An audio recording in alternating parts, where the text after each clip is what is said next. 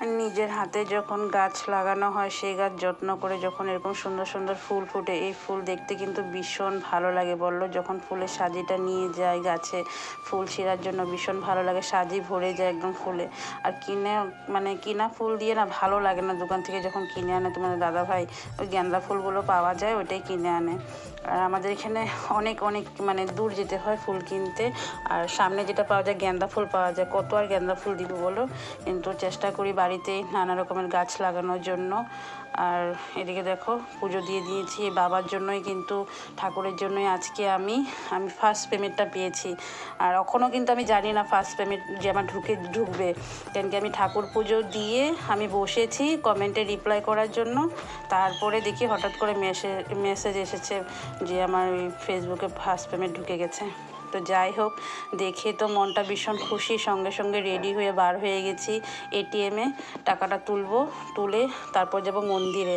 আর সবটাই হয়েছে কিন্তু তোমাদের ভালোবাসায়, আমার বজরংবলী বাবার আশীর্বাদ আর আমার ঠাকুরের আশীর্বাদ ছাড়া এটা সম্ভব ছিল না। আরেকজন আছে কিন্তু, কে বলো জানো, তোমাদের দাদাভাই কিন্তু ভীষণ সাপোর্ট করেছে আমাকে, আমার পাশে ছিল, আছো।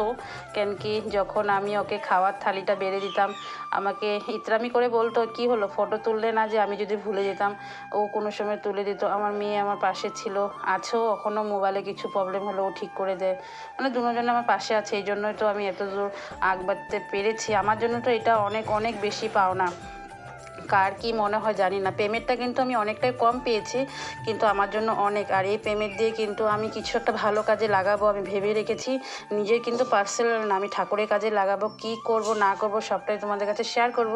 ওইটারও অনেক জলদি একটা ভিডিও আসবে। তো মনের মতন করে পুজো দিয়ে নিয়েছি, মনের যা কথা আমি বাবাকে বললাম এরকম করে যাতে আমার পাশে থাকে, দু হাত ভরে যাতে আমার মাথায় আমার সংসারের উপরে যাতে আশীর্বাদ দেয়, এইটাই। পরিবার যাতে সবাই ভালো থাকে এটাই চাই, সবাই যাতে ভালো থাকে, সবার মনের আশা পূর্ণ হোক। আর তোমরা কিন্তু আমার পাশে সবসময় এমনই থাকবে, আর আমিও তোমাদের পাশে থাকবো। আর আমি জানি আমি সবসময় তোমাদের পাশে থাকি আর থাকবো। কার কোনো প্রবলেম হলে আমার সাথে মেসেঞ্জারে কন্ট্যাক্ট করে আমি যেটুকু পারি চেষ্টা করি ওদের সলভ করার জন্য। আমার মেয়েও হেল্প করে দেয়। তোমরাও যদি যারা আমার ভিডিওটা দেখছো, ভিডিও বা প্রোফাইলে কিছু প্রবলেম হলে অবশ্যই মেসেঞ্জারে কন্ট্যাক্ট করতে পারো, কোনো প্রবলেম নেই। আমি যেটা জানি অবশ্যই তোমাদের কাছে হেল্প করে দিব, কেন কি আমিও দেখে থেকে শিখেছি। কেউ তো আর হঠাৎ করে সব কিছু জানে না বলো, কেউ ছোটোর থেকে শিখে আসে না, আস্তে আস্তে বড় হয় মেচিওর হয় তারপরে শিখে।